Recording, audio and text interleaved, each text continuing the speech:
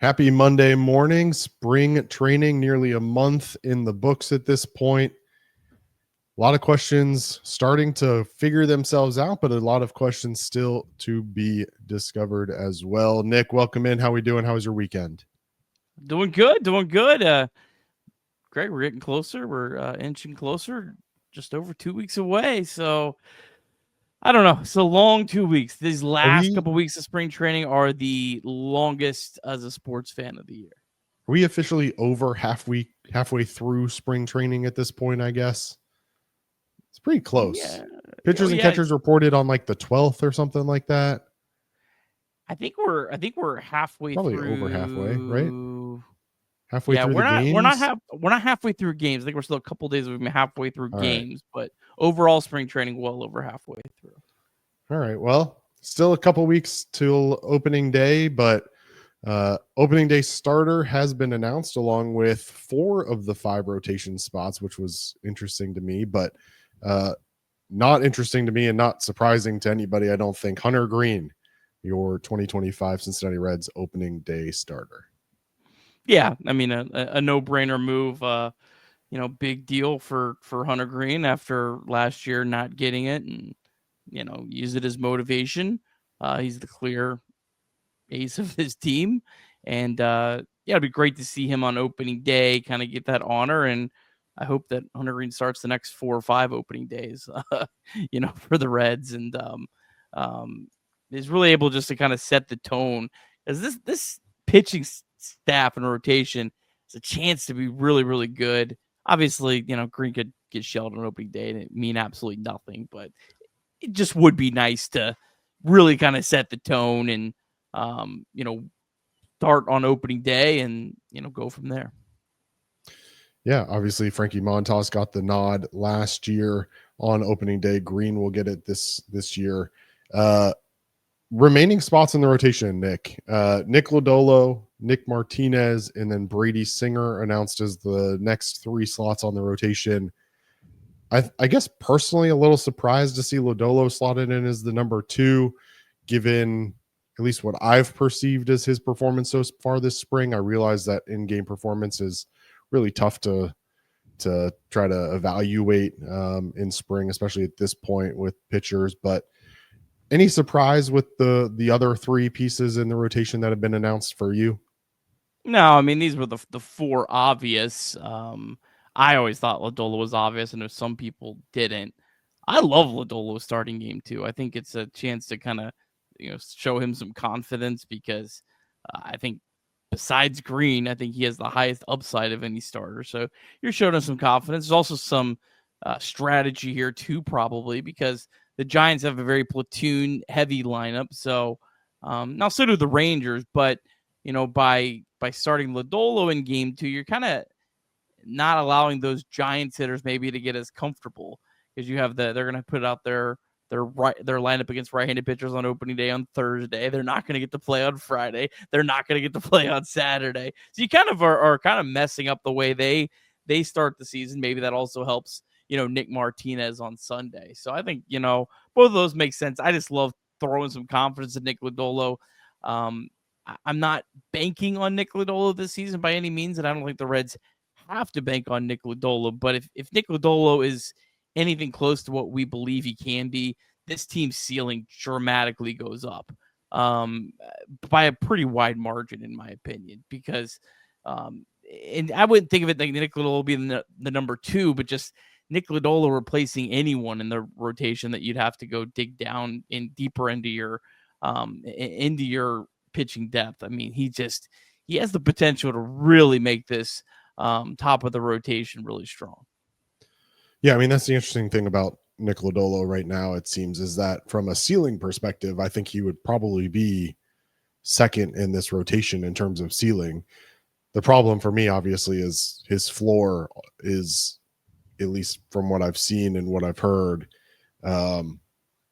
maybe at the bottom. So it's he's definitely got one of the widest ranges of possible outcomes. But I don't think at this point Terry or the Reds organization was ready to make any sort of drastic changes with him. Like I said, expect him in the rotation. I don't think that part's a surprise. Giving him a start on game 2, maybe a little bit of a surprise, but also, like you said, maybe not much to read into. The conversation obviously left to be had is spot number 5. And, on Sunday, Graham Ashcraft gets the start, goes 4 innings, looks pretty good doing so. Obviously, he's competing with guys like Andrew Abbott and Rhett Lauder. How do you see that 5th spot shaking out? Is there any chance of a 6-man rotation to start? Is it options playing into this and service time at all? Where are you at for spot number 5 right now in the rotation? Well, I think it's pretty safe to say Rhett Lauder's out of contention. The fact that I don't even think is thrown yet, unless I missed something. Andrew Abbott's yet to pitch in a game. I know he's thrown batting practice, but still seems pretty unlikely. So it seems like Graham Ashcraft is probably going to get a chance to start. I don't think the Reds are going to want to use the couple off days they have to try to really manipulate the rotation, because that would be pretty hard to do. There's not as many off days early this season as there are in a lot of years past. So, I think Graham Ashcraft probably makes the opening day rotation. I think it's very short if he does not pitch great. And I could see Ashcraft kind of being up and down. At some point, maybe they transition him to the bullpen, but you haven't got a whole lot of confidence yet out of Abbott and Lauder. And you really need that depth right now. So I think it's more likely than not that Ashcraft is in this opening day rotation, probably starts that game against the Rangers, that second game. I don't see the Reds this early in the year skipping that first start, because they could skip the first start and, go right back through the rotation, but you're going to have to go to the 5th start of the second time. I just think they're probably going to want that extra day for those starters right off the bat. And you could have a rain out and it messes everything up too. Yeah.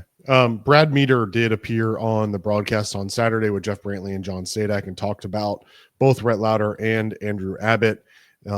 Quote from that interview: "They're both progressing well and both feel well. Andrew is ahead of Rhett. There is a chance that Andrew could be ready for opening day. We'll see. He's got to build all the way back up, get in games, and have a full spring training. We also have Graham and Carson Spires. We'll see how it plays out to see what the 5th spot looks like." So Carson Spires apparently in the mix there as well with Graham Ashcraft. I guess only time will tell. Ashcraft in 2024 made 15 starts, 5.24 ERA, but has added a curveball this offseason. Spires pitched in 22 games for the Reds last year, including 10 starts, 5.46 ERA, to go with 80 strikeouts in 90 2/3 innings. 2 men that we know won't be part of that opening day lineup, Nick. The Reds did announce some roster cuts earlier this weekend. Josh Staumont and Luis May headed back to minor league camp. Yeah, Luis May, not surprising. Showed some really brilliant flashes at times, but clearly still needs to work on his command.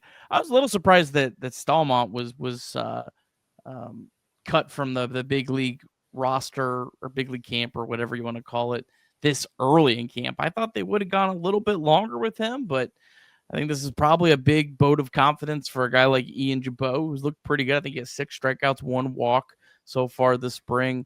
Jabot's looked really good. So I think it's probably more about Jabot. I believe, I haven't seen anything to say other. I believe Staumont is still in the Reds organization, which is good.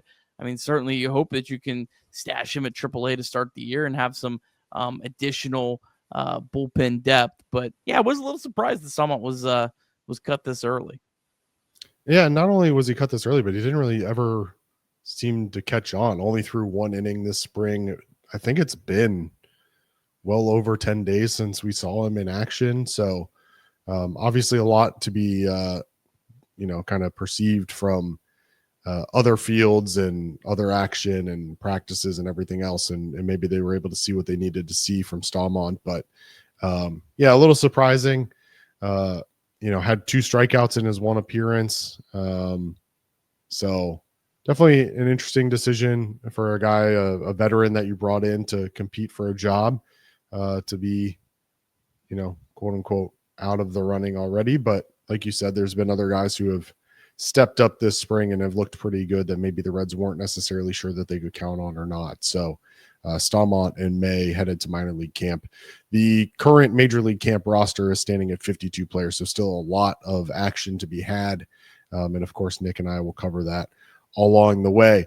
Another man that is up in the air, I guess, at this point, Nick, and one that I think the Reds were hoping and counting on to be a key contributor in 2025, and that's Spencer Steer, who's battling through a shoulder pain right now. What's the latest on him? Yeah, I guess Gordon Whitmire, the Cincinnati Enquirer, reported that basically doesn't sound very optimistic that he'll be ready for opening day. Not officially ruled out by any means. They kind of like parlayed that news with the team doctors. Doctors were, quote, really pleased by the re-examination of the shoulder, enough that they do expect him to resume swinging a bat sometime around midweek. It still seems very unlikely he's ready for opening day. Doesn't seem like they should be pushing him at all at this point. It seems like they should be completely overcautious, especially just given kind of where this roster is, knock on wood, right now. There's no other position players hurt. They're relatively healthy. They have plenty of options. They're not desperate to where they have to have Spencer Steer ready for opening day. How good Christian Encarnacion Strand has looked makes you feel comfortable with him and Candelario in the first base DH, so you don't have to use one of your outfielders there. And honestly, Will Benson's looked pretty good. I know as much as volatile as he is among this fan base at times, and Austin Hayes has looked great in spring, I just don't think there's any reason at all to rush him. So just make sure he's 100% healthy before you try to push him back. I know the report also talked about how he's just really bummed out about it. He's taking a lot of pride, as he should, in the fact that he's never been on the injured list in his professional career, which is a crazy accomplishment for him. He deserves a lot of credit for that. I know I probably haven't given him enough credit for that aspect in the past, because that is something that is just, really important, but there's just no reason to rush him at this point. We also want to remind you that you can call or text 988 anytime, day or night. The 988 Suicide and Crisis Lifeline is a place to get support for anything related to mental health. Whether it's an immediate crisis, simply wanting to find out how to connect with care, or anything in between, it's a 100% confidential, secure, and an anonymous way to reach out for help when you don't know where else to turn. To connect, call or text 988 or visit mantherapy.org to get help. It's okay not to be okay. Yeah, it'll be interesting. I think, Spencer Steer and Gavin Lux had similar roles in the past with this Reds team in terms of, playing multiple positions, filling in where needed. And really for Spencer Steer, it was all about availability. And you talk about the best ability being the availability, and that was Spencer Steer for the last 2 years, and being able to slot in wherever you needed him, played a number of positions. And, it'll be interesting to see how this Reds team adjusts. Obviously, I think Gavin Lux plays some role in that. You mentioned CES, Jamer Candelario, another one who's looked decent this spring that Spencer Steer filled in for last year due to injury. So, hopefully Spencer can get his shoulder right and get back going, because I do think that he brought some good at bats last year, and I know a lot of people give him a ton of credit for his high leverage moments in previous years. So it would be good to have that high leverage bat back in the lineup. One man that the Reds won't have in the lineup for 4 to 6 weeks, number 4 overall prospect within the Reds organization, Cam Collier, officially going to miss some time. Yeah, 4 to 6 weeks is the official. It's at a torn UCL in his thumb. Honestly, 4 to 6 weeks is a little less than I probably thought it would be. Now, when they say 4 to 6 weeks out, there's probably a lot more than that in terms of getting to Double-A. I assume that's probably where he's going to start, Double-A Chattanooga. They'll probably start him out in Arizona in the complex or somewhere else when he does come back. So it might actually be 2 months before you would see him in Chattanooga. But that sounds, the overall, that's a pretty good timeline for him. This is a big year for him. I think he has a chance to really make a big step, take a big step this year, make a big splash in terms of being a prospect. And he looked really good at times. He had really quality at bats this spring. Every time he came up, wasn't trying to do too much, which was just really impressive for me. because he's so young. To not try to do too much in your very limited opportunities in big league camp. I thought Collier looked great, and I can't wait to see him back on the field. Yeah, and Cam Collier is not the only Reds prospect that's looked pretty good this spring. Another name for me that stood out, Nick, is Sal Stewart. 2 for 3 day for Sal today. He's looked fairly good. Is there anybody else that maybe has an outside chance of making the opening day roster, but has still impressed you enough to where you're optimistic about their ability to contribute to this Reds team in 2025, even if it's not on opening day? Yeah, Stewart's hit the ball really hard, which has been very impressive. Honestly, Jacob Hurtubise, this guy has just been an on-base machine. I know we love him, and I know his ceiling's not very high, but this guy could be a contributor. I wouldn't rule out Jacob Hurtubise being on the opening day roster. It's probably a long stretch, probably would require another injury to happen, but I think Hurtubise has shown a lot. I mean, just every at-bat, man, this guy just finds a way to get on base. He has competitive at-bats. He's been stealing bases left and right. I don't know. I haven't really seen anything, but I just have to feel like Terry Francona has to love Jacob Hurtubise. Don't you feel like Jacob Hurtubise exactly is the type of player that guy? 100% is the type of player that Tito loves. And we're pre-recording this obviously, but I can just hear everybody listening laughing at us as we love on Jacob Hurtubise. But for those of you that are laughing at us, and I realize it's limited opportunities, but he's hitting .533 this spring with a 1.432 OPS. Like, this is a guy who, again, doesn't have a ton of power, but just gets on base. He steals bases. He creates chaos, and certainly one that Nick and I have an affinity for, having talked to him and interviewed him for this podcast last offseason. You mentioned it. I think it would take an injury, but the battle for that like sixth outfielder spot really is one that kind of seems to be more heated than maybe people expected. And it could obviously come down to platoon conversations, but Jacob Hurtubise is obviously one of them. We obviously expect Stuart Fairchild at this point to make the opening day roster. But even guys like Blake Dunn have looked really good this offseason, or this spring, I should say. Reese Hines has shown power yet again. He's got an 813 OPS. Blake Dunn with an 850 OPS. So those two guys making the decision a little bit more difficult than maybe was expected. Meanwhile, our guy Stuart Fairchild hitting 133 with a 368 OPS. So it'll be very interesting nonetheless to see what decision is made with that fifth outfield position. I think the first four are probably nailed in at this point, but decisions still to be made behind TJ Friedel, Austin Hayes, Jake Fraley, and seemingly Will Benson at this point, who also has a pretty good spring. So is that, outside of the fifth spot for the rotation, is that really the biggest competition at this point, you think, Nick, that fifth outfielder?